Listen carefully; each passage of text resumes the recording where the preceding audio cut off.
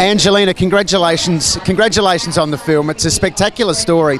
When you first considered the story, was there an aspect of it that got you over the line, that made you think, that's it, I have to tell this story? So many things about it. I think just you read about somebody like Louis and you just don't know if it's all true. You can't believe that it's all true. And then the more you read about it, you realize it's not just about this extraordinary adventure and survival, but it is in essence about what it is for all of us that we can all make a different choice tomorrow. We could all wake up and say, okay, none of us are perfect. We've all done things we're ashamed of. We've all done things that make us feel less than. But we can make decision tomorrow to be better for each other, to step up, to get back in the fight. And it was important for me to know that as a person, something I will hope to teach my children. I want my kids to see this movie. This is the best way for me to communicate something I think, with all the darkness and pain and violence in the world today, we need to remember the strength of what every single individual can bring when we come forward with a positive fight. We can break down all the hate. I've come down from Queensland, but you shot throughout Australia. How did you find us? I loved it. I hope to come back with more films. I absolutely love working here. It was the greatest experience, and I look forward to all the Australian people seeing the film and being able to spot the different places and things and see where we turned you into Radio Tokyo, and it should be really fun. These sorts of biopics are often big telly movies. This is incredibly cinematic.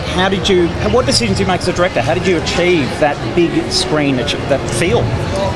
Well, his life is, you two plane crashes and 47 days at sea and all of the 1936 Olympics. It's hard not to make it cinematic. I think that the challenge was, of course, being able to capture that all on film within our budget, to get everything right, to do it. And we needed to have a country like this where we could come in and have that scope and have that variety of location. And we needed to have the team that we had: Roger Deakins, John Hutman, all the extraordinary people that worked on everything, because it is such a big story that I couldn't have done it alone, and I wouldn't have known where to begin. But everybody loved Louis so much. Most everybody worked on the film spent time in his house sitting and talking to him. So we all had this, oh my God, we better do right by this man. He became like a father to all of us, and we were not going to let him down.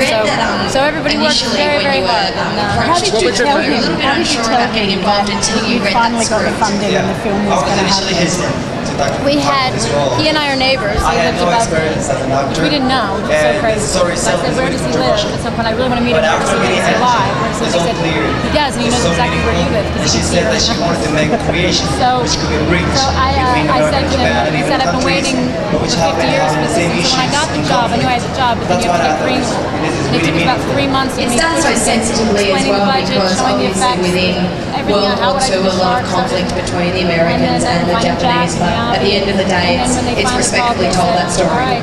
I was in the studio and they said, I told Louis before, when I get it, I'm going to fly the flag. So when you see the flag flying, you'll know we're Greenland. So when I found out, I called Brad and I said, you gotta get on the roof, fly the flag, fly the flag. Angelina Jolie actually said about you when you were on stage, I guess, in Japan. What was your favourite part about filming down here in Australia? Oh, the people. Giving you the role of extraordinary. You've walked countless. Just so hardworking, such great attitude, and also very personally connected to this history and their grandfathers and their. So it was emotional. It was also just a great deal of fun. You've walked countless right now.